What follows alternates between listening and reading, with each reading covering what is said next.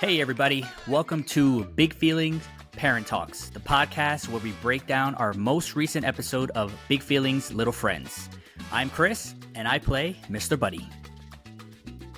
Hey, everyone. And I'm Mike, also known as Mr. Ollie. Yep, we're three licensed therapists who made a kid show and now a podcast too.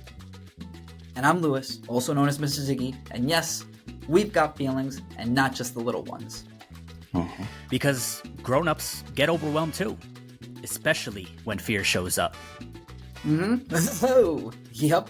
Fear doesn't care how old you are. That's right. So let's talk about it, but let's do it together. Let's go. We did a little better that time. So I think you're having the most fun. And I think Chris and I eventually should try to do, like, Chris, you've done many in songs. that's I think hard. that's been cool. Yeah. But I mean, I think it's gonna sound good with the Benny voice, you know.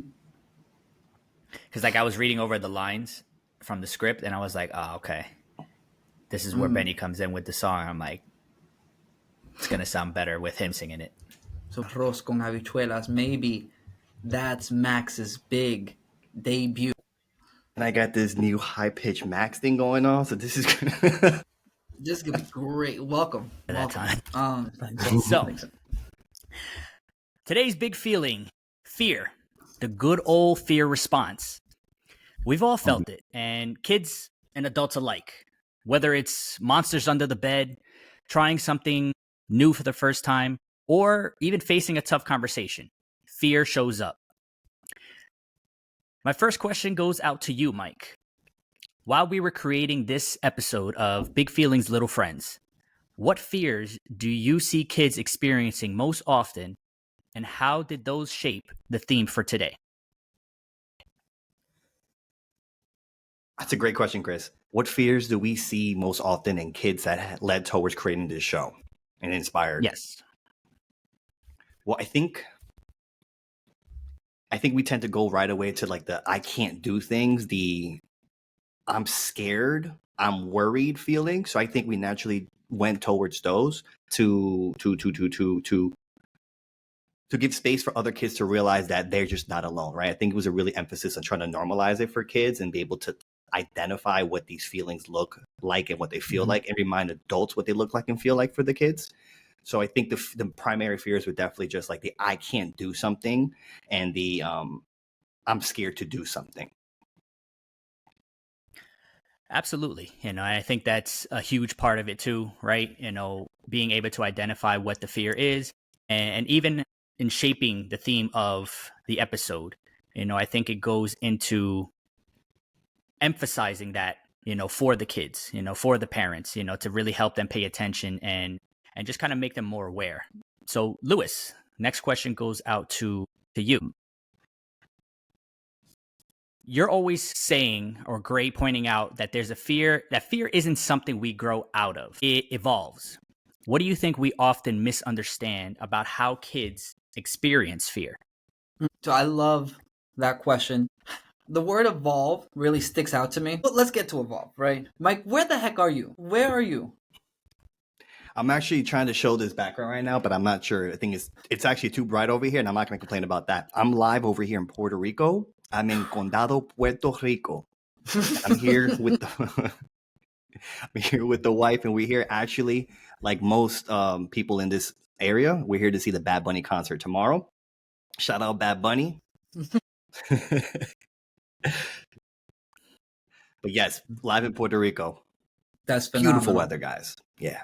That's phenomenal. So what I like about that question, just that word evolve, it sticks out to me. I'm a product of watching Pokemon. If you judge it, whatever, who cares? I loved it growing up. But that word evolve is so critical in life when we really think about it. I was talking to these guys before we started to roll, and the thing that came into my mind was Magikarp, right?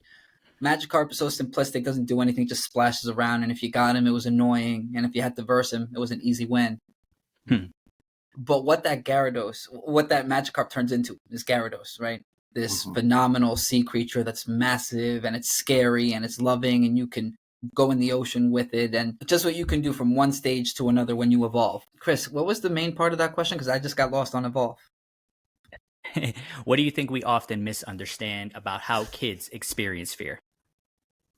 For me, I would always say that what we tend to get wrong is that we try to get a child to calm down when they're fearful. As a parent right now, so my son will have fears and he'll be scared of things. And just one thing that I've learned, it's important to walk with him in that fear. I've seen other parents that get very upset, right? Don't be scared. Why are you crying? But those are just big emotions and big feelings that children are allowed to have.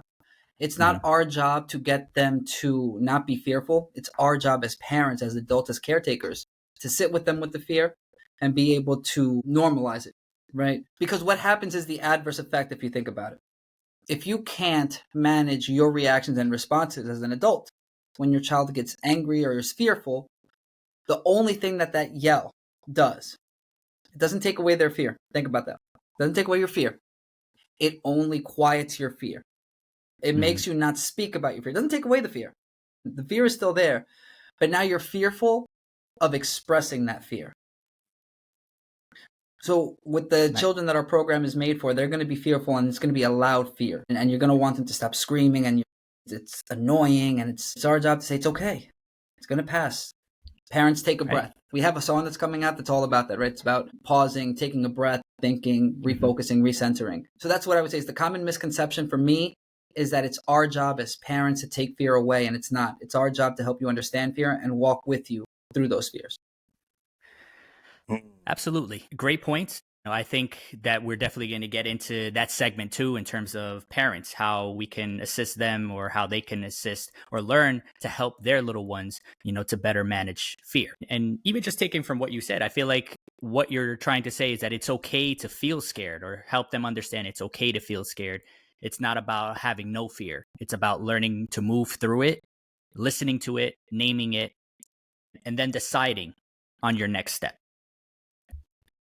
Absolutely. So, I think that, one of my favorite quotes, or a quote that stands out to me, goes like this: Courage is not the absence of fear, but rather the assessment that something else is more important than fear. And that's especially true for kids. Fear can be confusing, overwhelming, or even embarrassing. But what they really need is a map, a way to navigate it. And like most things, they turn to you, their parents. So this brings me to my next question for you, Mike.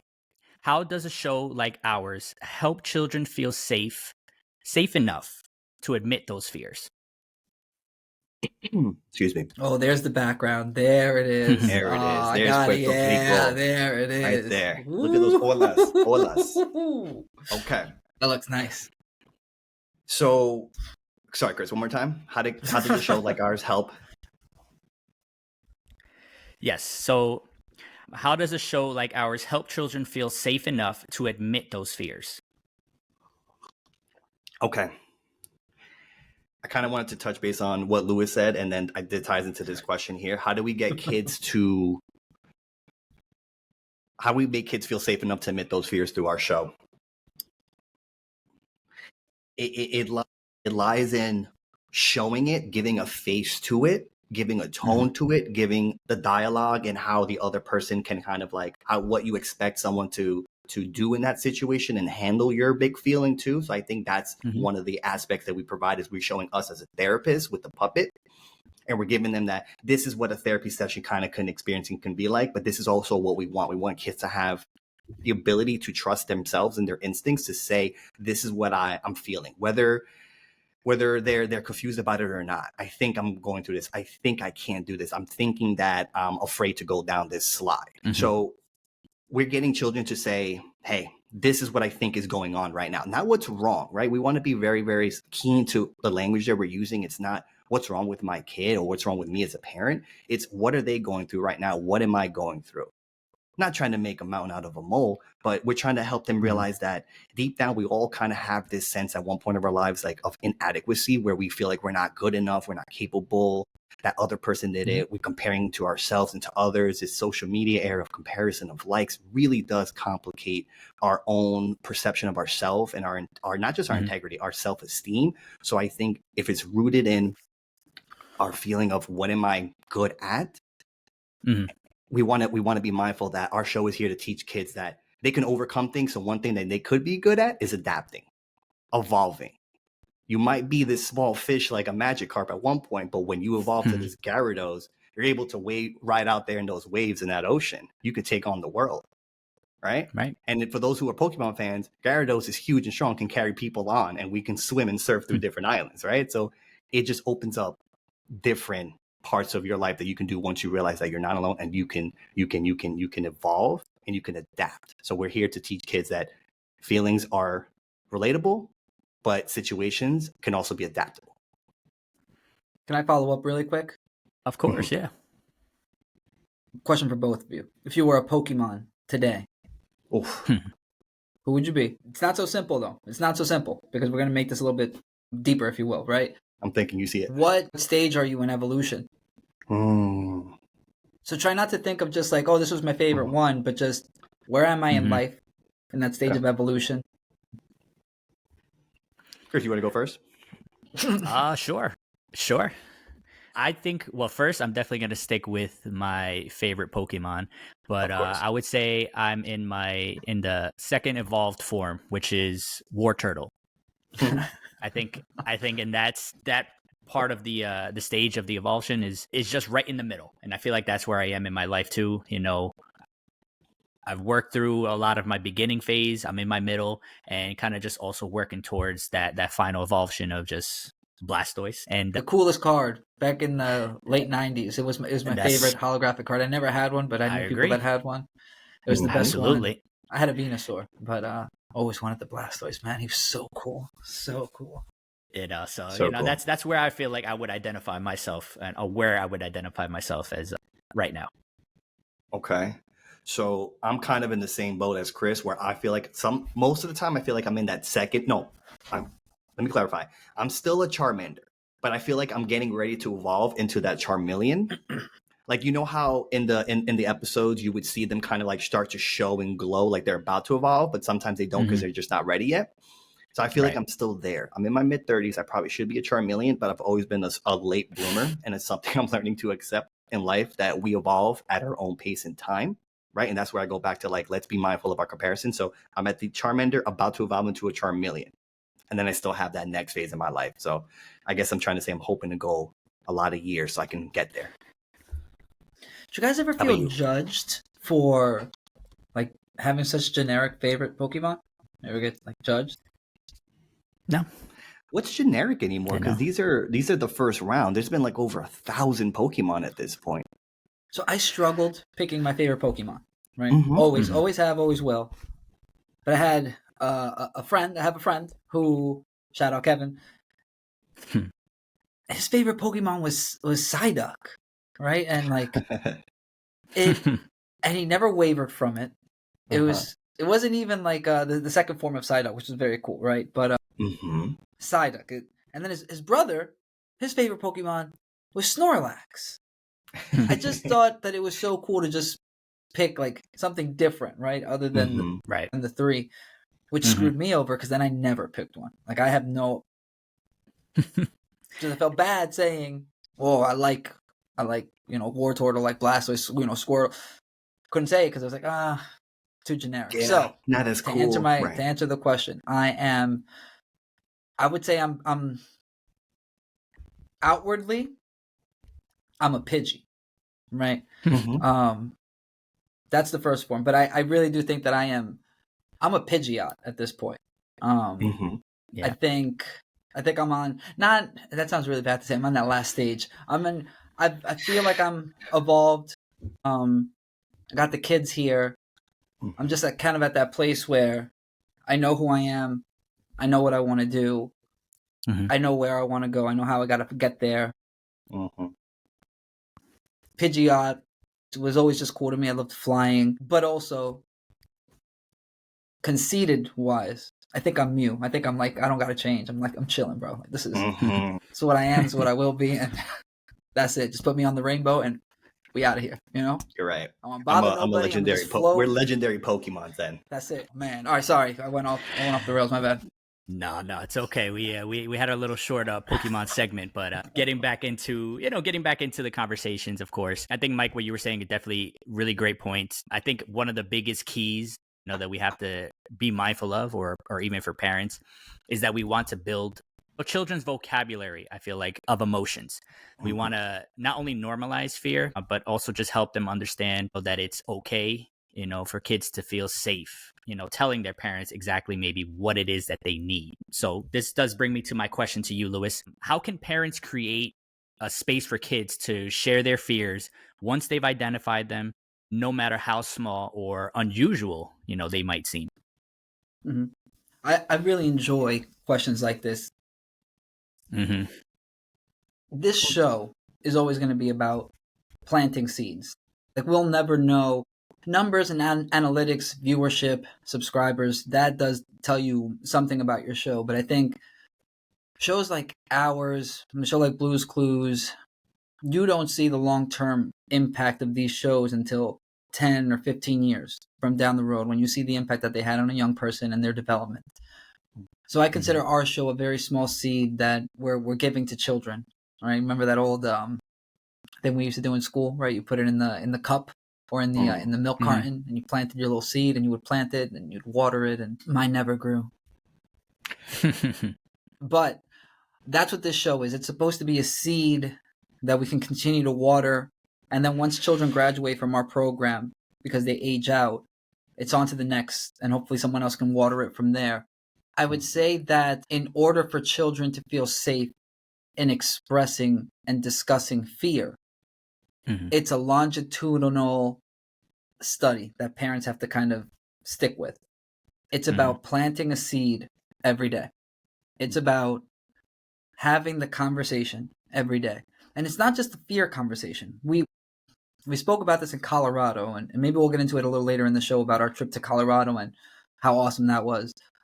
Big news coming, people. Big news. But I remember speaking to when we were eating the empanadas, and I remember was it Javier? Was that his name, Javier? I think so. Shout out Javier. I believe so. Shout out Javier. Someone look up the name of his restaurant so we can give that a shout out to. I don't remember it. Got you. But we were talking about having conversations as a family, and one thing that I want any parent that listens to this, especially if you're new to parenting, having those moments with your children is important. Being able to, even if you have multiple children, if you have a child that kind of needs a little bit extra, finding a way to have that special moment, that special date. Finding a way every day after school saying, how was your day today? And setting a precedent from day one that good isn't enough response. What was good about it? I had fun. What was fun about it? I didn't like today. What didn't you like about today? It's also, as a parent, when you plant that seed and you water it every day, by allowing your child to express themselves and have these conversations, you're improving the family communication. And as a parent, what you're doing long term is you're allowing them to feel safe coming to speak to you. Parent tip. Here's the parent tip. I said we try to give a therapist tip every week. So I have one. You guys can drop one too. But my therapist tip for parents, when you go out with your children, I think it's important for us to really maintain certain moments in family. If that is dinner, trying to reconnect, make sure you have a stable internet. My bad, guys. The therapist tip is preserve family moments.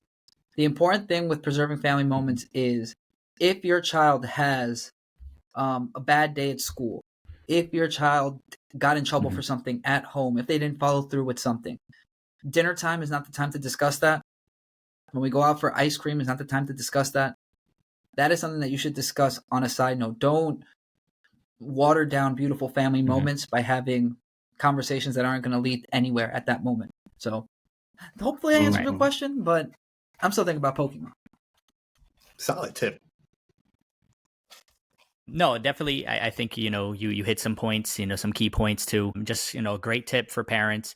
And I think it's pretty much, that's just it. Once a child, or once we can help a child name their fear as well, you can help guide them, towards what's next, how to take the first step, how to, maybe better understand what it is that they're feeling. And here's the thing, right? It's not just kids who need that kind of guidance, right?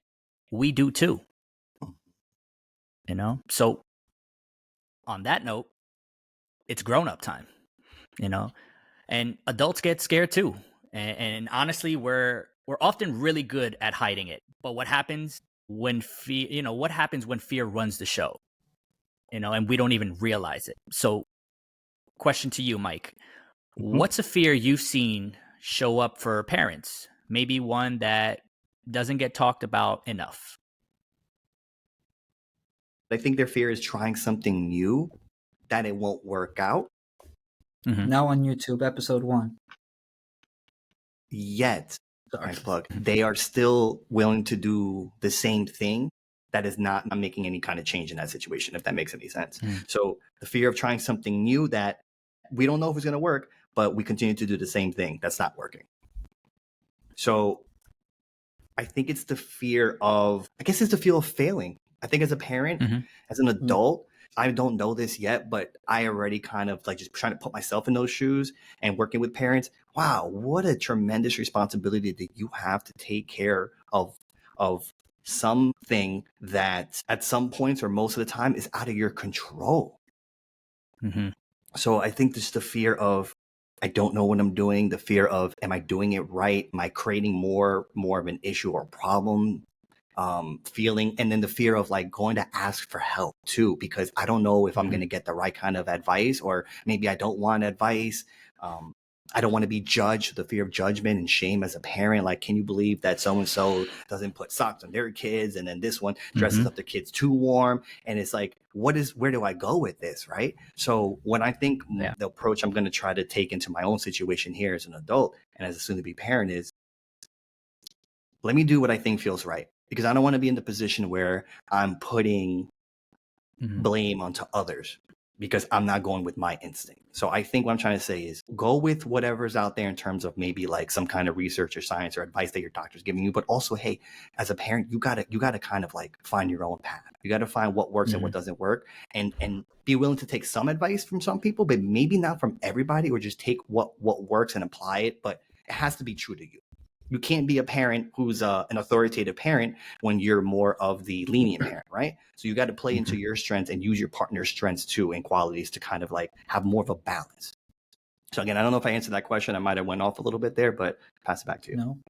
Can I just drop something in as well? Of course. I think a fear that's really important. You're the parent here, please. One thing that I've looked into and I'm mindful of, and working with other parents, I've noticed, if you're not careful as a parent, you will lose yourself. You will lose your sense of identity. When I talk to young parents, the one thing that I always try to tell them is, yes, your mom, yes, your dad, yes, your husband, yes, your wife, but before all of that, you were you. You should still try to find ways to chase your passions and not forget that there is still a person that isn't mom, that eventually your child, if everything goes well, will leave, right? And will start their lives and do new things and develop friends and be going out. And I notice that a lot of parents struggle in that stage because they lost themselves while parenting. And I think it's about finding that balance. I think like you both are saying very great points, and I think a lot of what it is that you pointed out were identifying what it is that maybe parents or soon to be parents are fearful of, maybe kind of driving into that fear a little bit more of, okay, we're going to make mistakes, we're not perfect, we can't be perfect. And just the idea of everyone else's maybe expectations or opinions or thoughts about us and our parenting styles, we're not going to meet those expectations. Nobody can. It's just a matter of, I know you've highlighted this before, Lewis, too, about doing what you can, doing your best, learning along the way, but also being mindful that, we have supports. We have people that are willing to help us and give us a friendly tip, advice.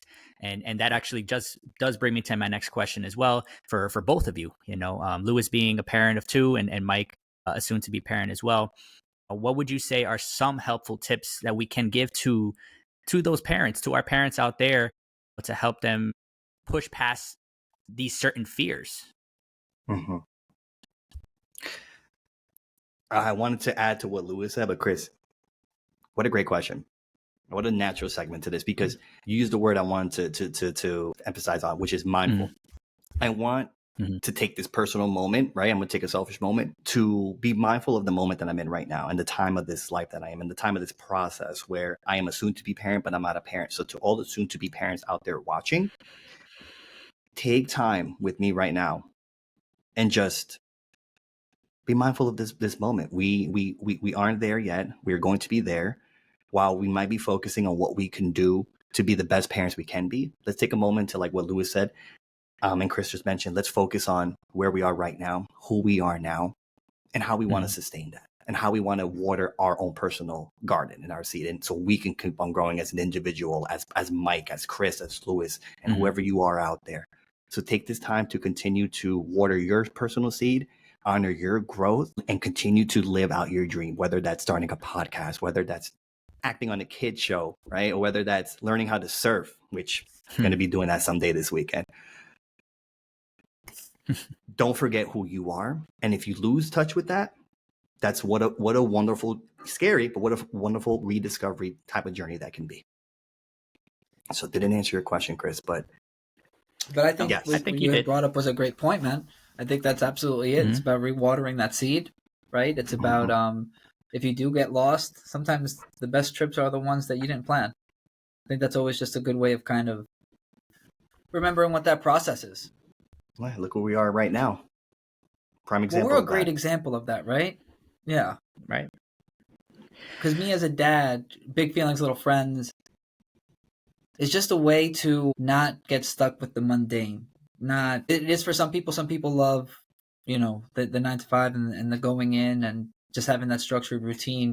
For me, it's a little bit bigger. It's, but, and you guys will see, it's when your kid watches you on the screen, right? Especially at a young age, and they're just amazed. It's the greatest feeling so far. Like one of the best feelings that I've had with my son is just having him watch Big Feelings, Little Friends and ask for it and, point out everyone. And he found our glasses the other day and he said every character. So anyway, Chris, continue. My bad, bro. Let's do this. Come on now. I just want to say, I love the photos. I love the videos that you sent the group of your sons and cousins and anyone else, other kids that are watching it. Cause it just, and when the last time I saw your son, when he saw me, he took a moment. He looked at me. And he's like, Neil? But then he's also like, Mr. Ollie? And he ran right up to me and hugged me. Where in the past, he's always been a little hesitant to being like, let me first figure out who you are because I haven't seen you in a little bit. Because sometimes there'll be long gaps between. So that was something that I don't want to take for granted. Shame on you for that. Have you guys thought real quick, Chris, before you bring us back on the rails? It's so great not being the host, just like for and next week, if for those of you that are wondering, Mike's in the t-shirt. I think that's just a foreshadowing of who hosts the next podcast. So whoever doesn't wear the blazer runs the podcast next. Sorry, lost my train of thought. I'm not sure what I was saying. If it comes back, I'll let you know. No, of course, But no, I do like a lot of the points you guys were making. And just like I said, just that level of vulnerability too, kind of getting those things, those thoughts of, just regarding parenting, becoming a parent, and those fears, it's all natural. It's all something that we all experience, we all have at some point in our lives. And we have to be, like I mentioned before, mindful, but mindful of the fact that we need to give ourselves that grace. We all have fears. It's such a big feeling to have, a big emotion, and it's a part of life. We just have to be kind to ourselves about it. Support one another and just be present. With the question that Chris had asked about, like as a parent or as an adult, a future parent, like the process of fear. This is just a little analogy. I was the worst at going into the beach, jumping into the pool.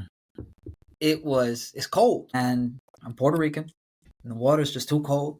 It's not like the Caribbean, right? And it's always just been in the blood. I struggle with getting into water. Something I've always been made fun of by my father-in-law, by my wife, my brother-in-law. I take my time. There's no reason to rush. Now I have my boys, and I've made it my duty to just jump in. I can't put my toe in it. I just got to jump in. And I think that's sometimes what certain fears, you got to just jump right in. Mm-hmm. Because for me, because my wife has asked me, why are you just getting into the pool now? Like, you usually just like take your time. Like, now I'm just jumping in. I go, well, I don't want him to be like that. I don't want my sons to struggle Right. getting into the water, right? It's Mm-hmm. all right. It's just water. Once you're in, you're cool. So It it's a good becomes time. bigger than yourself at that point, you know. And I love Right. I love the Mhm. opportunity. I try to see fear now as an opportunity. Okay, if I don't want to do something or I'm nervous about it, checks. There's probably a reason why, but hey, this is a great opportunity to just put myself out of my comfort zone. And it's probably going to land into a really cool story. And the older that I get, I realize that the most coolest things that I can share with somebody is a conversation, is having a story to share. And those are the things Mm-hmm. I become most proud of. And those are the things that can kind of define who we are as people. Those are what build us up, our strength, and our ability to then look at fear and say, you know what, I can do this, I can do that. And we start switching the narrative from I don't think or I'm not sure to I can do this. Right.